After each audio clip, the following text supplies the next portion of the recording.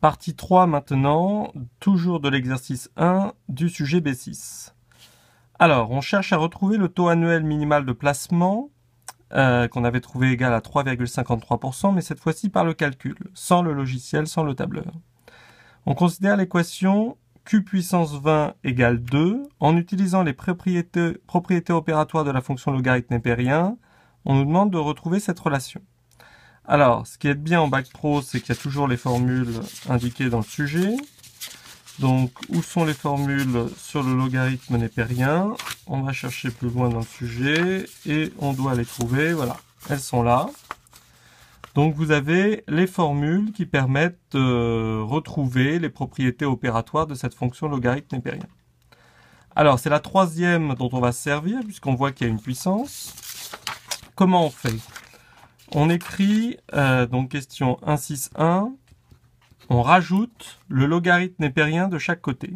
Donc ça nous fait ln de q puissance 20 égale ln de 2. Là, on se sert de la propriété qu'on voit dans le formulaire qui est ln de a puissance n égale n fois ln de a. En gros, on a le droit de sortir la puissance et de la mettre devant le logarithme. Et on l'applique à ce qu'on vient de voir, c'est-à-dire qu'on obtient donc 20 fois ln de q est égal à ln de 2. D'accord? Bon, vous savez qu'évidemment, quand il y a un 20 fois, on peut le passer de l'autre côté et qui passe en divisé. Et donc, on obtient ln de q est égal à ln de 2 divisé par 20. Divisé par 20, pardon. On obtient bien la relation que l'énoncé nous demandait de trouver. Résoudre cette équation, arrondir la solution au 10 millième. Donc 10 millième, millième c'est 3 chiffres après la virgule, 10 millième ça va être 4. Donc il faut résoudre ça. ln de q est égal à ln de 2 sur 20. On a vu en cours que la seule façon, donc l'inconnu c'est la lettre q là, la seule façon de trouver q, c'était de rajouter la fonction donc qui est la fonction inverse de la fonction logarithme népérien, qui est la fonction exponentielle. Donc on avait vu qu'on pouvait rajouter exponentielle des deux côtés. Donc ça donne exponentielle ln de q est égal à exponentielle ln de 2 sur 20. Vous mettez tout dans l'exponentielle, on rappelle qu'on le met du coup en exposant. On avait dit que exponentielle ln de q, eh bien, ça se simplifiait, l'exponentielle et le ln, quand ils étaient tous les deux ensemble, ça annihilait, donc il reste uniquement q dans le membre de gauche. Q égale exponentielle ln de 2 divisé par 20.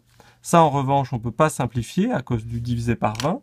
Donc, il faut simplement faire le calcul avec la calculette.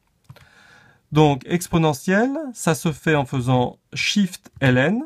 On trouve la fonction exponentielle. Ensuite, il faut bien ouvrir les parenthèses pour mettre ce qui reste dans des parenthèses. Donc, ça fait ln de parenthèse 2 divisé par 20. D'accord? On ferme la parenthèse et on obtient le résultat. On trouve, donc arrondi au 10 millième, c'est-à-dire 4 chiffres après la virgule, 0, 3, 5, 2, il y a un 6 derrière. Donc, si on arrondit, ça fait Q est à peu près égal à 1,0353. On a répondu à la question 1.6.2. Question 1.7, ce résultat est-il cohérent avec la réponse à la question 1.4, justifier la réponse? Eh bien, en fait, on vient de prouver, on nous montre ici que Q c'est 1 plus T. C'est l'équivalent de 1 plus T. Donc, on va écrire que 1 plus T était égal à 1,0353. Donc, on écrit ça à la question 1.7.